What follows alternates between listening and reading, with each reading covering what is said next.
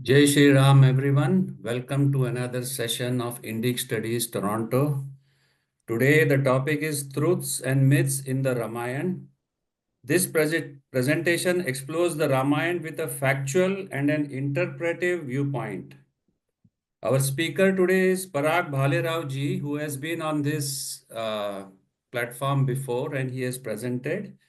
Parag ji is fascinated by spirituality and loves to study its depth. He is inspired by various writings of Dr. P.V. Vartak and he took an initiative to explore scientific knowledge in various scriptures. Paragji has authored many books and he has a degree in science and works in IT industry in the USA. Namaste Paragji, welcome to our show and please continue. Namaste. Good morning, good evening. I know we have a global crowd, so depending on your time zone, greetings to all of you.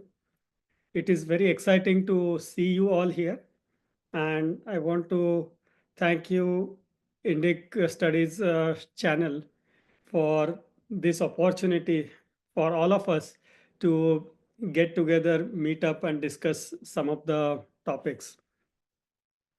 Before I start my talk, I just want to put out a disclaimer. What we are going to discuss today, some of the topics you might feel, for lack of better words, little bit offended, especially the topics that are very close to our heart from our Shraddha, our devotion, our bhakti perspective. And we will discuss some of those areas and try to understand what was the truth versus what stories that we know. My intention is not to hurt anybody. My intention is not to disrespect anybody's devotion or love to Lord Ram or any of the characters in Ramayana, but just bring out some factual stories or factual information. Also, as all of us know, Ramayana is a epic. It's a huge poem or huge history text. I don't claim to know everything about every aspect of Ramayana. So we'll focus on some key stories or key parts which are misinterpreted or modified over the original stories or original itihasa. And that is going to be our focus. Now, one more thing we want to understand, that Ramayana is called Itihasa Grantha. Itihasa literally means this is exactly how it happened. So this Grantha, this text, is fact-based, factual reporting of series of events. So it is not myth. Lot of times the history becomes ancient and the ancient becomes myth, and we start calling this as a mythology, which is not the case, definitely in case of Ramayana. So we will start with some of the background or some of the basics. Ramayana, uh, will understand little bit about Maharshi Valmiki, and then we will go through some of the aspects or stories that are described in Ramayana, and those are also popular in our society, and see how things actually evolved. If I ask you who wrote Ramayana, all of us know Maharshi Valmiki or Valmiki Muni, sage Valmiki, whatever words we want to use. But Maharshi Valmiki is the sage who wrote Ramayana. Now, beyond that, if we ask about Maharshi Valmiki, we have heard different versions of the story, but all the versions boil down to a story which is something like he was a dacoit, he was a robber who used to walk in the jungles and rob the travelers who were passing through the jungle. And one day, uh, Maharshi Narad was passing through the jungle, and this dacoit, this robber stopped him and asked to give everything that he has. And Narad Muni said, I don't have anything. But then he gave him some lecture, explained him why you're doing this. This is not good. He said, I'm doing it for my family. And Narad Muni said, if they are if they are taking part of what you earn this way, are they willing to own your papa, your sins, and go check with them? So he checks with them, and they all refuse to partake in his sins. And then Narad Muni asks him to do penance, and then he converts into a sage. That's a very popular story that we have heard. If you look at any historic references, there is no such evidence of such story being true. Now, one more aspect, one more, so to say, disclaimer. Lot of these stories, they have some purpose, right? So they teach us something, and we'll see for different stories what they potentially teach us. But that does not make it history. That does not make it itihas. That does not mean it really happened. So Maharshi Valmiki, in different parts of the country, this story is described, or Maharshi Valmiki is named by different or identified by different names. You might have heard Ratnakar, or Angulimal, or Valyakoli in Maharashtra regions, and so on. So there are some uh, followers of Maharshi Valmiki, and they did extensive research, and they did not stop there. They actually filed a court case, presented all the evidences, and they proved that before 9th century, there was no record, no mention about Maharshi Valmiki being a dacoit. And the court looked at all the evidences and agreed to that. So technically, today, if you call Maharshi Valmiki being a dacoit or a goon or whatever, it's a offense. It's a legal offense. Of course, we won't get into that. But even in Ramayana itself, everywhere Valmiki Muni is referred as Muni, Maharshi, Bhagwan Valmiki, Valmiki Rishi, so on and so forth. So he's always addressed in very, very respectful manner. Also, we have to understand that if you look at any of the sages, they were very honest and truthful. They never hid anything about their own selves or their own past or their own life or anything. Even if you see Maharshi Vyas for that matter, right? They honestly told everything about their past, their birth, their parents, and so on and so forth. And there is no mention anywhere about Maharshi Valmiki being a dacoit. It, we don't find too many references about his past, but in Mahabharata, there is a mention about Maharshi Valmiki, and there it clearly says that he is descendant of Maharshi Bhrigu, and he is part of Bhrigu lineage or Bhargava Gotra. So this is one important misunderstanding that we have about past of Maharshi Valmiki, who wrote Ramayana. Now, anytime we refer to Ramayana as a history text, as a Itihasa Grantha, we have to only look at Valmiki Ramayana. Maharshi Valmiki and Prabhu Ram were on the earth at the same time.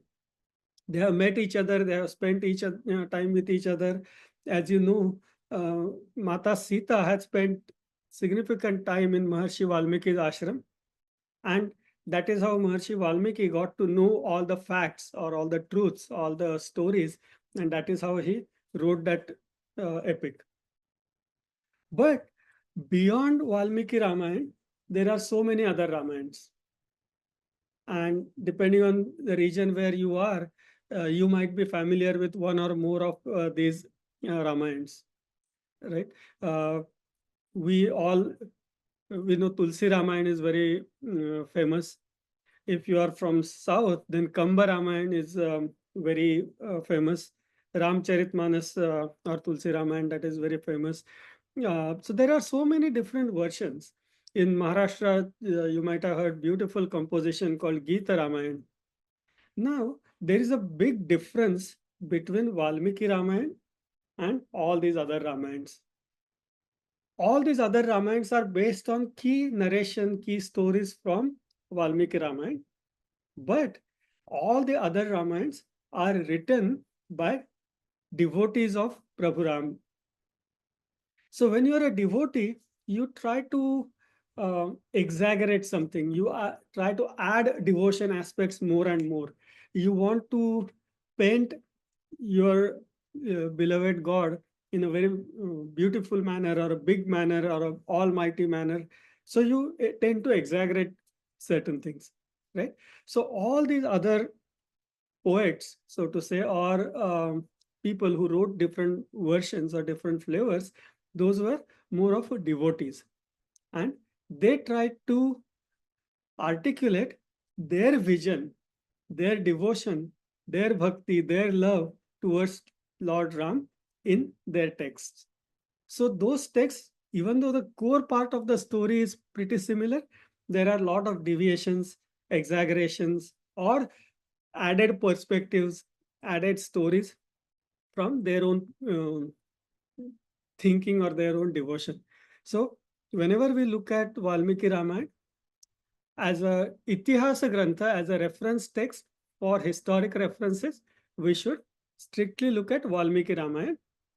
But if you look at it from a devotional text perspective, yes, then we can refer to any of the Ramayans that we are familiar with or that we want.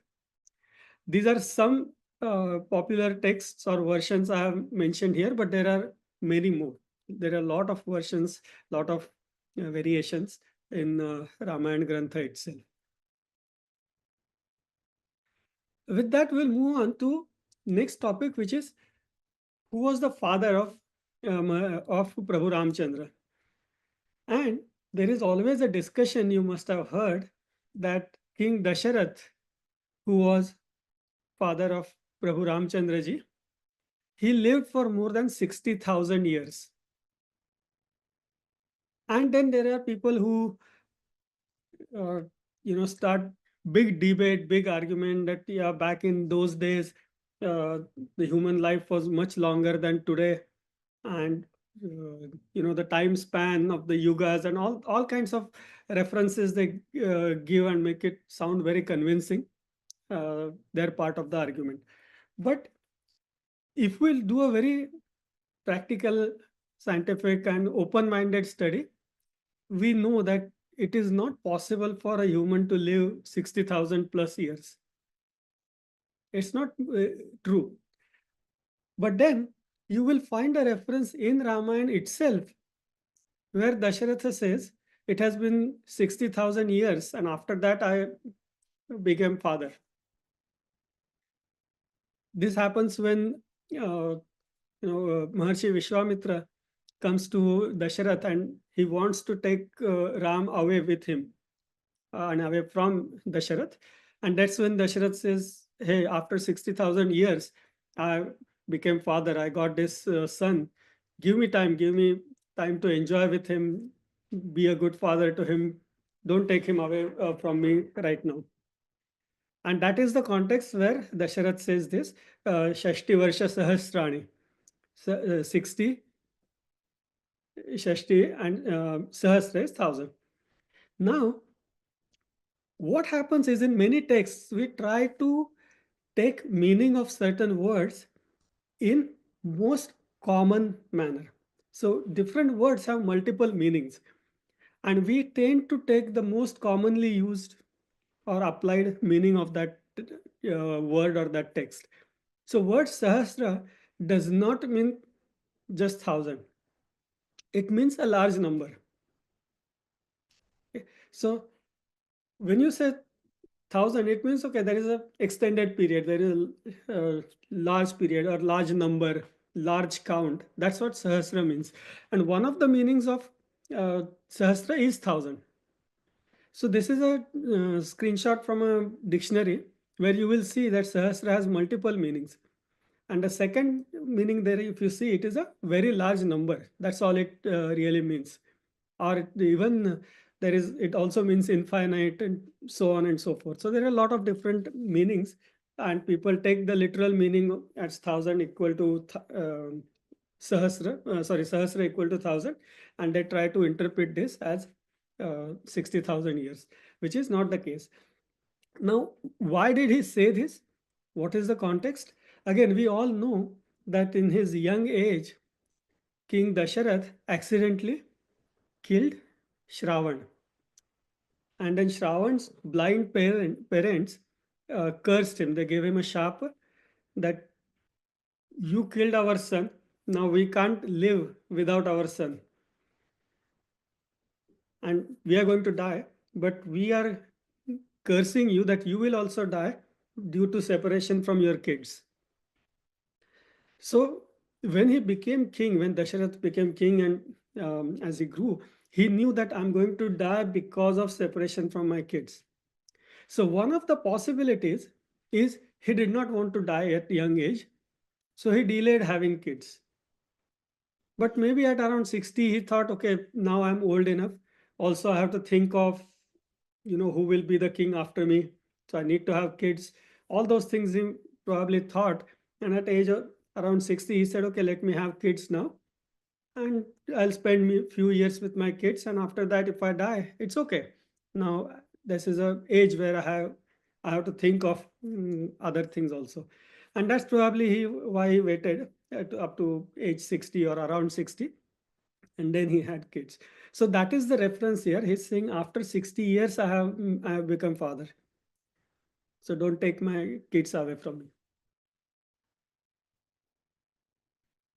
Then we know Vishwamitra ji took Ram and Lakshman with him, and as they were passing through a jungle, uh, Maharshi Vishwamitra took him to a place which looked like a ashram, right?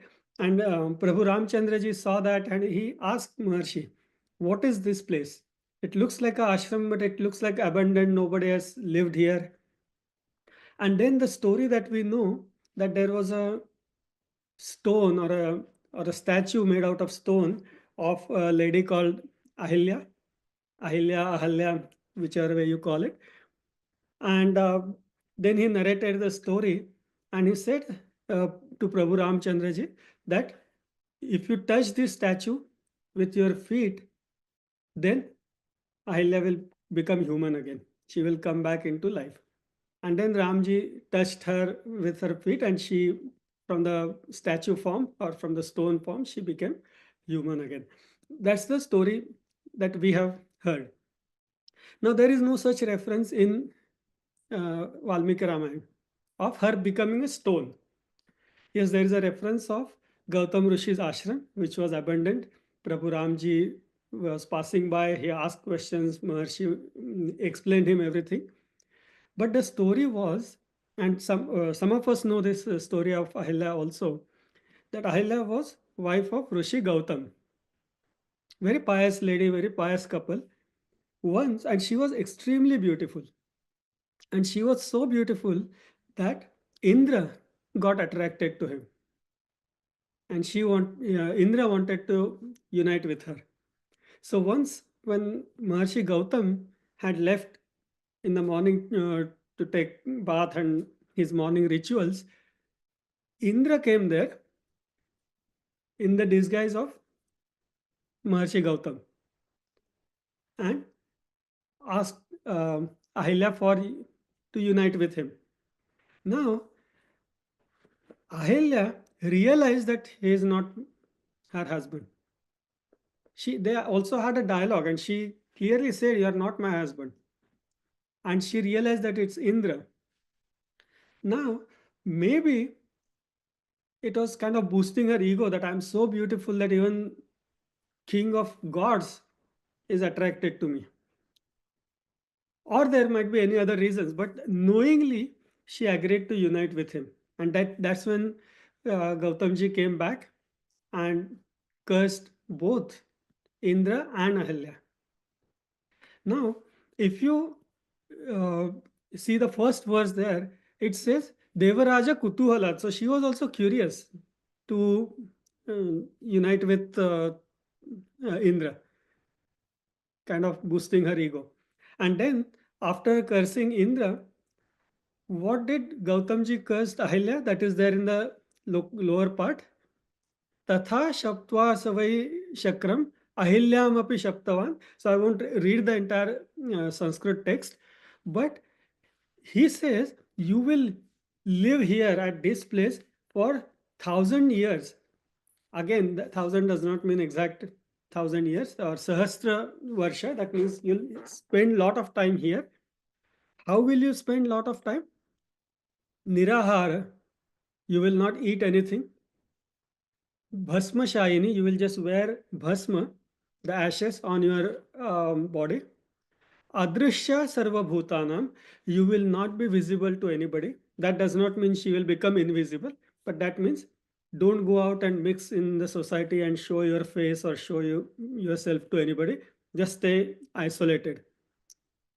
So that was the curse, that you will stay isolated in this ashram till the effect of this papa has gone away from you, or till you get rid of effect of your papa.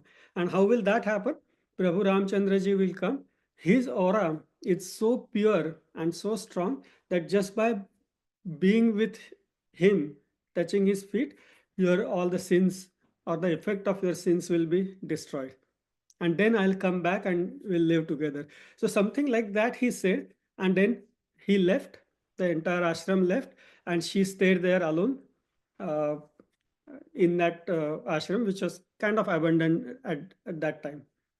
And then Prabhu Ramachandra ji kind of washed her sins away. Now, where did this stone story came? Probably in some of the texts, the devotional texts, the shap of Maharshi Gautamji was translated that he told his wife Ahalya, Sheila Bhava. Sheila means not Shila, Sheila, the long or Dirgha Shi. Sheila means person with good character, the Sheelavan or Sheelavati or different words you must have heard of. So you become a person of good character, and then we can meet again. And that word Sheila probably got interpreted as Shila or Shila, which means stone. And then people started interpreting that as okay, you will become stone, and Prabhu Ramchandraji will convert you back into human. Anytime we hear some such aspects which are scientifically or even practically impossible, human converting into stone, not possible, right? Or later on we'll see human converting into a deer, not possible. So we should start questioning such things and start to understand what it really could mean, or what are the facts behind it. So that is the story about Ahilya that we all know about, and what we the story we have heard versus what the fact is. Now in Ramayana there is one more story of another lady, that after Sita was kidnapped or abducted, whatever words you use, while roaming into jungles, Sri Ramchandra met another lady. Her name was Shabari. Now, we have heard a lot of stories. Shabari was a Bhillin or Bhilla or Adivasi, whatever different words you must have heard. And when Prabhu Ramchandra ji went there, she bit every berry and made sure it is not sour, it's tasty, and then she offered it to Prabhu Ramchandra ji. Again, that is there is no such reference anywhere in Valmiki Ramayana. First of all, Shabari was not a Bhilla lady. She was a very educated woman. She was disciple of Matanga Rishi. And Matanga Rishi, before he passed away, before he died, before he left his body, he called his disciple, his devotee Shabri, and told Shabri that sometimes in future, Prabhu Ramchandra, who is son of Dasharatha, he is on a mission of destroying a lot of enemies. He is going to come here. You please worship him. You please offer him all the food and help him, support him. That is the purpose of your life. So there is also a story where Shabri wanted to also leave this body when um, her teacher was leaving his body, and that's when he said, "No, you cannot die right now. You still have purpose left in your life. You have to wait till uh, Prabhu Ramchandra ji comes, serve him, and that is your purpose. Before that, you cannot uh, leave this body." And also, uh, we won't go into details because all these stories are kind of linked, so it will be we'll run out of time. But when Prabhu Ramchandra ji uh, slayed Kabandha, Kabandha told Prabhu Ramchandra ji that on your way, please go and visit Shabri, and then she will guide you or she will tell you next things.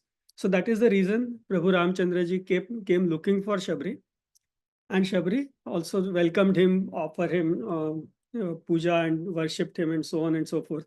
But there is no reference of her accumulating berries and flowers for years and years together and biting every berry and giving that Shabri ke ber, what we have heard of. Those kind of references are not there anywhere. Of course, this story must have built to express the devotion and love to God. But from historic factual perspective, this this is nowhere mentioned in Ramayana.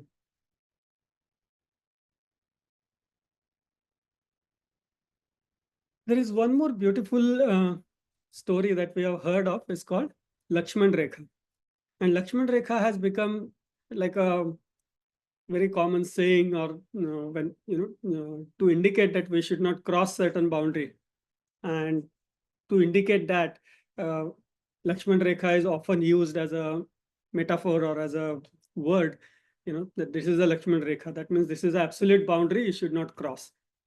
Now, if we look at Ramayan, there is no mention of Lakshman Rekha at all. Now, when we look at this text, I'm going to explain a little bit of what exactly happened. Again, I want to use a little bit of caution that there are certain things which are not so respectful about Mata Sita, but I'm just going to describe those as a factual text reference. Okay, no intent of disrespecting or disrespecting Mata Sita or anybody's devotion towards her. So what exactly happened is, we know the story that Sita Mata was sitting in the Parnakuti or in that hut, and she saw a beautiful golden deer, and she wanted that deer. Now, there again, we see the story that there was a Rakshas who converted himself into a deer. No, there is no such conversion of human into deer possible. He was like a actor kind of a person who was extremely good, and he probably pulled a skin of a deer or some cloth which looked like a deer skin and appeared there, or he showed his glimpse. He did not come in front. Otherwise, it would have been very obvious that it's not a real deer. But anyway, so Sitaji asked Prabhu Ramchandra ji to go and catch that deer. And after Prabhu Ramchandra ji left, few minutes or sometimes after that, they heard Mata Sita ji and Lakshman ji heard a big cry for help in Ram's voice, Prabhu Ramchandra ji's voice, calling Lakshman to come and help him. Now, when that happened, Lakshman was calm. He was cool. He knew that this is some trick. He knew that it is impossible for anybody to even hurt Prabhu Ramchandra ji, forget about killing him or capturing him or destroying him. It's just not possible. So he was calm. But Sita, being a wife, was very worried. And she asked Lakshman to go and help Prabhu Ramchandra ji. And Lakshman explained her that don't worry, it is not possible. Don't get carried away. This is some trick, right? So you can see that second verse there where he says, Vaidai, there is no doubt that anybody, Asura, Gandharva, God, or anybody can defeat Prabhu Ramchandra ji. So don't worry about it. He is safe. He will be back soon. Now, there was a lot of argument back and forth between both of them. And then, towards after that argument, when Lakshman did not agree to leave her alone and go, she made a very um bad allegation on Lakshman. She said, you want your brother to die so you can enjoy me. You want to get hold of me. That is why you want your brother to die. That is why you are not leaving. Now, this was very, very disturbing allegation. And that is something that Lakshmanji could not take it. He could not take it. You will find there are references in Ramayana where Lakshman had mentioned that I have not even seen Mata Sita ji, her full body. I have never seen her above her feet. So only thing I know is how her feet look. I don't even know how her face looks and so on. Even when they were searching for Mata Sita, there is a reference that her ear rings were found, and Prabhu Ramchandra ji asked, "Is it? Do you recognize these? Are these Mata Sita ji's?" And there also Lakshman said, "I have no idea because I have never seen up to her ears. I only have seen her feet, so I can only recognize her anklets." But anyway, so he was such a divine and pious person, and when Sitaji made such allegations, he had no choice but to leave.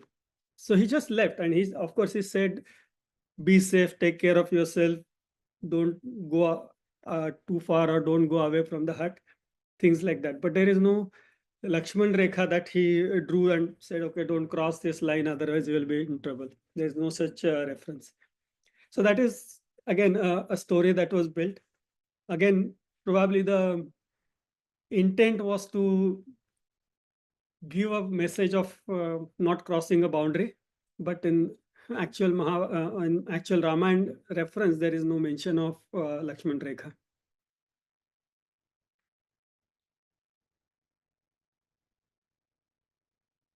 This is going to be very interesting topic.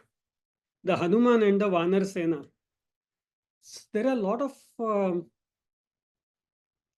or everywhere we always hear, even the picture that you see here, you see a whole bunch of monkeys around Prabhu Ramchandra ji and Lakshman ji. And in the back, you also see um, one more bear, that is Jambavan or Jambuvant, whatever. Right? So there is a understanding or a misunderstanding that all these monkeys helped Prabhu Ramchandra. Again, if we read Ramayana carefully, there is no mention of Hanuman being a monkey or anybody for that matter. Of course, there is no direct reference that they were not monkeys, right? Because I never said that they are monkeys, so why should I clarify that they are not monkeys, right? So they are always referred as Vanaras or Kapi. So what is Vanara? Vana and Nara. So people who live in the jungle, or pretty much any creature that lives in the jungle, qualifies as Vanara. And Kapi is a different skin tone, like slightly dark and yellowish kind of a skin tone, that is Kapi. So everywhere they are referred as Vanaras or Kapis, but not as Markata. Markata is monkey. They are never referred as Markata. At the same time, there are descriptions about their tails. But there are also references of them removing their tails and keeping those away, which means that they were not actual monkeys, but they were probably like a tribe that appeared or that dressed like monkeys, and you will see a lot of even Western stories, even Native American stories, where different tribes had different appearances. They will dress up like monkeys, like goats, like foxes, and so on and so forth. So similarly, this whole Vanar Sena was probably part of a monkey tribe, and the Jamban or Jambuant was a part of a bear tribe. So those were tribes that were not uh, actual animals or creatures as we are led to believe. And there are a lot of very, very strong references in Ramayana which indicate that, or which can help us understand that those were not animals or monkeys. Now, one of the reference I have given here, there are multiple references, but one of the reference is right in the beginning when uh, Sugriv sees Ram and Lakshman in his territory. He asks Hanuman to go and meet them and find out who they are. And that time he clearly instructs Hanuman not to go in your Vanara attire. Keep away your Vanara attire, remove your tail, remove your probably whatever other mask or whatever he is wearing, and go as a Brahmin, go as a regular human being, approach them and go find out what they are and why they are here. So there are such references which give us clear indication. There are also descriptions about how beautiful Vanar women were. So obviously, it is not possible that a poet or a human will describe some monkey, female monkey being very beautiful and attractive or get attracted to her. That's not possible, not practical, right? So, but there are such descriptions about how beautiful they were and so on and so forth. There are descriptions about their palaces. There are descriptions about Sugriv um getting drunk and getting carried away with all the luxuries that he has and defocusing from his mission of finding Sita. So there are several references where you can easily understand that these were not like real monkeys or animals, but those were humans, probably dressing up or being a part of a tribe of monkeys.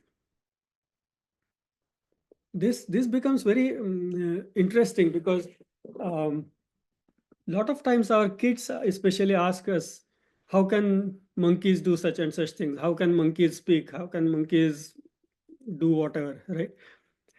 So that is where it's important for us to understand what was the truth versus what the stories that are narrated. Also, after Prabhu Ramchandra ji interacts with Hanuman for the first time, he goes and talks to Lakshman, and there he clearly says that this person I met is really, really very talented. Only a person who is extremely learned, who has studied all the Veda and other granthas, can speak like this. So again, if he was monkey, it's hard to understand how monkeys would study all the Veda or can read and write and things like that, right? Even towards end, uh, after the war and everything is over, everybody is back in Ayodhya. Ramji asks Hanuman, "What do you think is relation between you and me?" And the answer that Hanuman gives is so beautiful, and I'll purposely give that as homework for those who are interested. If not, in the blog or that video comments later on, I'll mention purposely.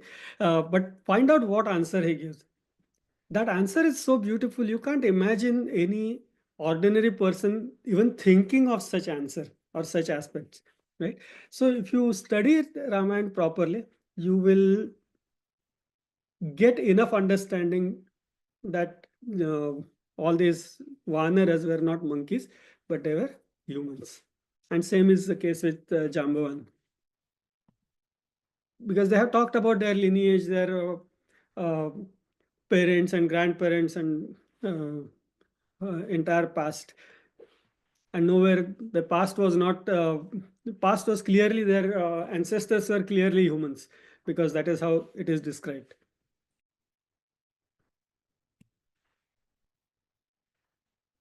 One more topic is after they meet, after uh, Sugriv agrees to help. There is a story that they built a setu between India and Lanka. And there is a story, a popular story that two parts of that popular story basically, where when they started building the setu, the bridge, they took big stones and threw in the ocean, and obviously the stones started sinking. And now they are worried how to build the setu because the stones are sinking. Obviously, stones will sink, right? Or the big boulders or whatever they were carrying. And then they said that, okay, these Vanaras started writing Prabhu Ramchandraji's name on each stone. And when they started writing the name, the big stones started floating. Now, this is also to our uh, critical thinking, it's very difficult to digest. How can stones suddenly start floating just by writing the names? And then some people will argue that they had found some stones that do float on the water. Yes, there uh, can be some structures or some probably stones that can float on water, but not just because they wrote something on that. And that's the composition of that material which helps it float. So there are clear descriptions in the Ramayana. There was a architect, his name was Nala, and he was part of this Vanar group. He was a good architect. He architected this bridge, and he kind of had entire brain power behind building that bridge. Now, people also argue that Nala built that bridge, so it should be called Nala Setu and not Rama Setu. Now, that is, in my opinion, not a very intelligent argument. And if I give an example of, just for the sake of discussion, Trump Tower. Trump Tower is a building that is built, we say it is built by Trump. But did Trump actually go and lay the bricks and build a building? No. It was his idea, it was his vision, it was his desire to build that building. And obviously, somebody else architected it, somebody else built it, somebody else decorated it, so on and so forth. But it is still called Trump Tower. We don't call it by the architect or the construction company who built it, right? So, same way here, yes, Nala was the architect, but it was built for Ram's mission. So it is Rama Setu. No doubt about that. And then there is a description about how this was built, how this Setu or the bridge was built. Obviously, the stones were sinking. So they took huge, gigantic trees and used those to build that bridge. Now, obviously, if you just take tree trunks, they will float away. If you take only stones, they will sink. So they combined these two. They tied these stones and tree trunks together with vines and used that to build the bridge. There is a clear description of this in Ramayana. So it is the Setu was built. There is a description. Also, we also hear a story about a small squirrel coming and helping in building of that bridge. And there is also then a story that Prabhu Ramchandra ji patted her on her back, and that's why the squirrel has three lines on the back. But again, it's a good story. Again, to express or symbolize devotion, but there is no such mention in the Valmiki Ramayana, the history text, anything of this sort or anything of this nature.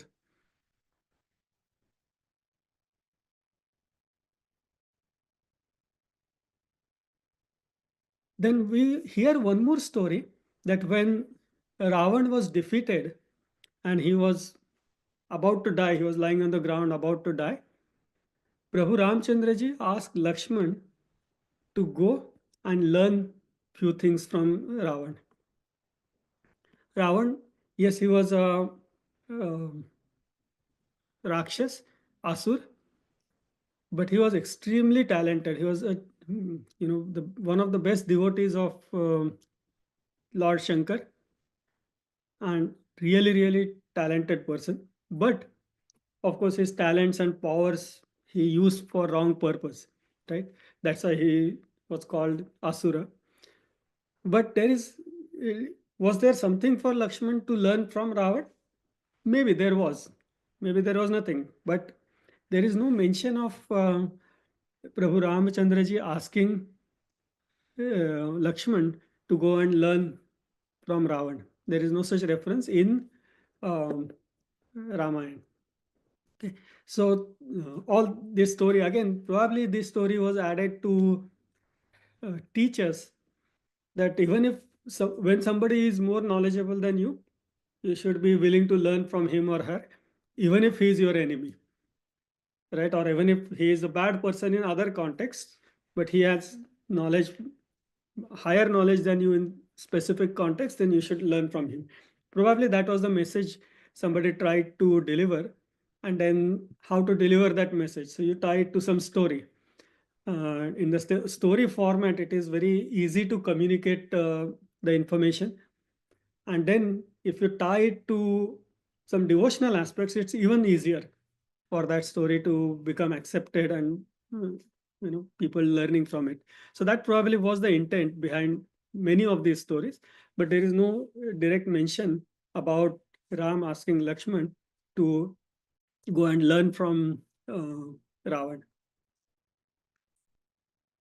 So of course, if you look at overall Ramayana, there are a lot of it is a series of stories. Basically, it's a Itihasa Grantha. So Itihas is different incidents and events that happened are documented in sequential manner. Ramayana is also probably the first Mahakavya, because the entire stories or the entire Grantha is in poetic format, in Chanda format. It is documented or written, right? So that is one of the first epics, one of the first songs, so to say, written, and the first history reference grantha or a reference text that we accept in our tradition. So there are these are some of the things that we talked about, things that are taught to us, things that are stories that we have heard, and we just tried to take an attempt of understanding in the context of Valmiki Ramayana, what is the stories that we hear and what is something that is described in Ramayana. And of course, we can keep going on and on. There are a lot of stories about Hanuman. There is a lot of stories about Ravan. There are a lot of stories of pretty much every other thing, where the original story was little different than what actually happened. But this was just an attempt to help us educate against those facts, with no intention of disrespecting or hurting anybody's emotions. But in certain cases, it becomes difficult for us to answer certain things to our kids or even to people from other faiths and belief systems that challenge us, right? How can human convert into a deer or a stone, and a lot of such stories. So this was an attempt to help us clarify some of those aspects and bring out the stories that are really documented in Valmiki Ramayana. So with that, that's pretty much what I wanted to uh, communicate. We will take few questions. We have another maybe 10 minutes.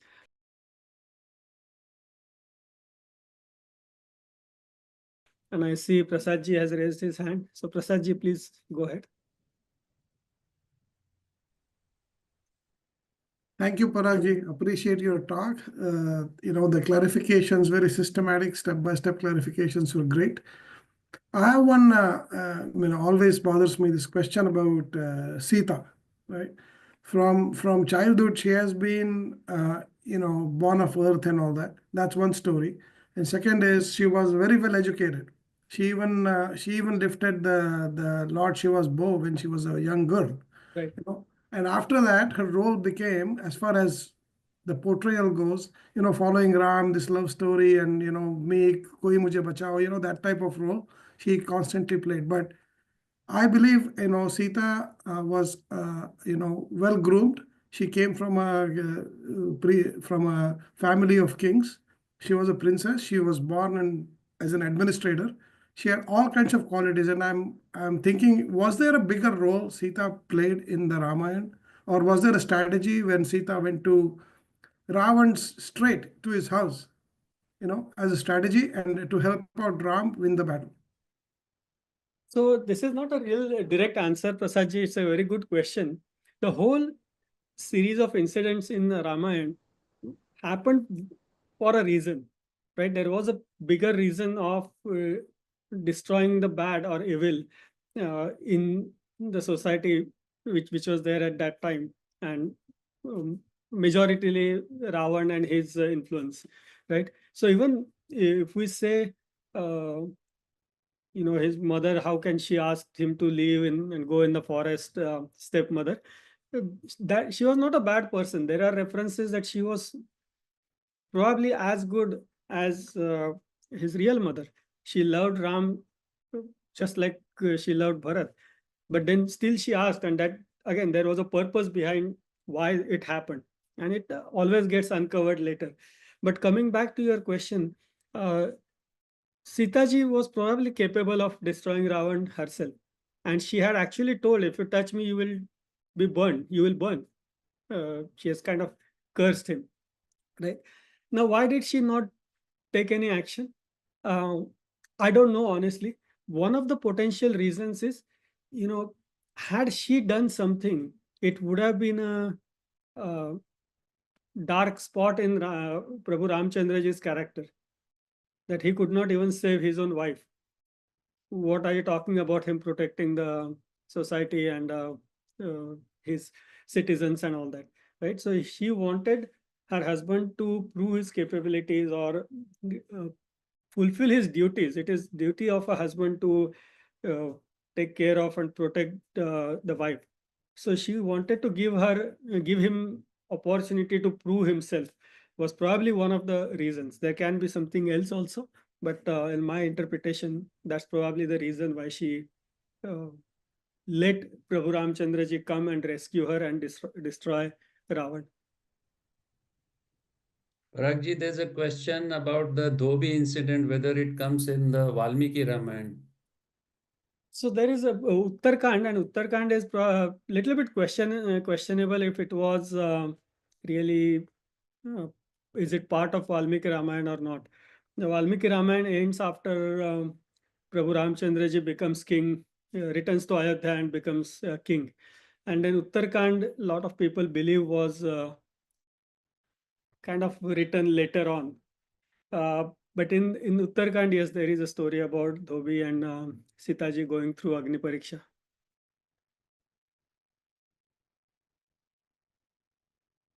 There is another question which is not related to it. It's someone has asked whether the Ramayana happened first or the Mahabharata. I think that's a very obvious question. With every incident, every evidence, Ramayana happened before Mahabharata. And if you are specifically interested in dating, I will suggest that you look up Indic channel for video by Nilesh Okji, and you will get a lot of answers in that context. Yes, Prasadji. Sorry, it's me again. So, Jatayu, character of Jatayu with wings, what is it all about? Again, if you read the Jatayu story, he clearly tells everything about his ancestors, and all his ancestors are human. So again, it is not a bird, it is a human in the bird tribe. And a bird tribe, obviously being a bird, like monkey tribe, they used to put a tail. The bird tribe used to put feathers on their body or things like that. So definitely he was not a bird, he was a human, yeah, from the bird tribe. Otherwise, it's very simple to uh, it's very difficult to imagine how and why a bird would attack a human who is just because he's carrying some other woman. And how would he talk to Prabhu Ramchandraji and explain him what happened? So again, he was a tribal person with eagle family, or whatever that bird family or bird tribe.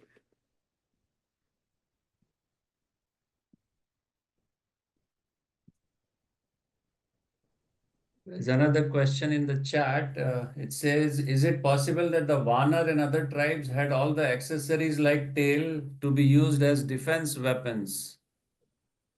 Yes, yes. And there are some interpretations actually, and I won't authoritatively comment on that. You can do your own research. But yes, there are references, or people have interpreted that those were not just ornaments as a tail, but those were actually weapons. There is some explanation by Dr. Vartak that it was actually a weapon or an instrument that could even help them fly. So those kind of analysis is done by different people. But again, my authority on that subject is limited. I have not done a deep research on that, so I can't authoritatively comment on that.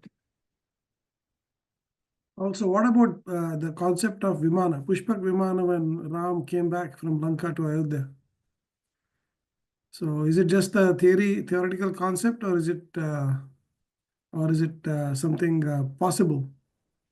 It is not a imaginary story. It is a factual story. It is described in Valmiki Ramayana. And the reason that you can believe that it is a real story or the real fact is there is a description of from the time Ram Parivar left Lanka sitting in Pushpak Viman and came to Ayodhya. What all things Sitaji has described later on, what all things she saw on the ground from the Viman. And there is also a description about how much time it took for them to fly from Lanka to Ayodhya.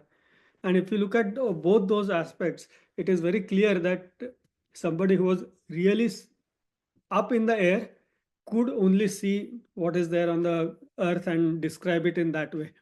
And also the time it took kind of matches how much time it would take to fly from Lanka to Ayodhya. So yes, it was not a myth, it is described there. And of course there are people even I think on Indic channel itself there was a talk on Vimana Shastra by a lady, I forgot her name, but she is an aeronautic engineer. Sri Rekha, yeah. Yeah. So yeah, her talk is there on Indic channel, so you can go through that. So she has also captured some uh, mechanical kind of incidents or evidences to show that the Viman Shastra did exist in our history. Dipankar ji, please ask your question. Namaste, Parag ji. My basic question is, uh, e- for, even Ramchandra is projected as a Superman.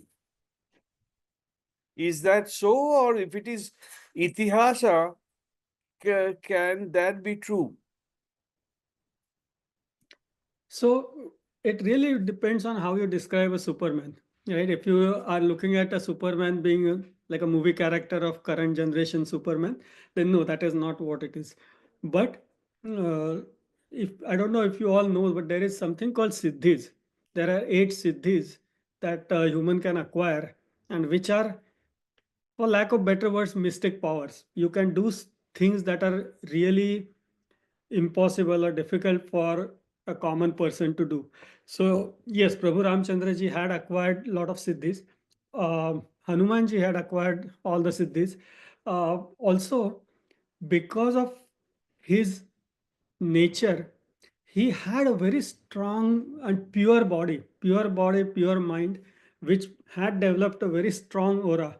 Now, aura is something that is becoming very common and a topic of research in the current generation or current days. You will see a lot of research being done on aura and how positive aura affects other people positively and negative aura affects negatively and so on and so forth. So I'm sure Prabhu Ramchandra ji had a very, very strong, very positive aura. And obviously he had a lot of talent, lot of strength and siddhis. So combination of all those things. We'll take one last question from the chat. Somebody is asking if there is a reference of Ram Rajya in Valmiki Ramayana. I don't know what the question is, but yes, obviously there is a reference because after the victory over Ravan, Prabhu Ramchandra ji came back to Ayodhya and he did rule Ayodhya. So, is that the question, or are you asking something else? I think he's referring to like Ram Rajya, like the ideal Rajya and all that. Oh, What yes, we talk yes. about now. So little bit elaboration of that is in Uttarakhand. Again, authenticity of Uttarakhand is a little bit questionable. But yes, in Uttarakhand there is a reference that in Ram Rajya it was so well established that there were no robberies, there were no stealing, there was no sickness, no illness.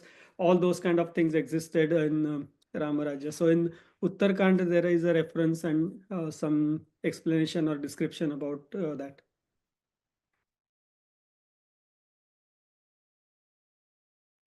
Okay, Paragji, we have just shy of 1 hour now, and we got a lot of questions. If anyone has more questions, you can see Paragji's email address on the screen.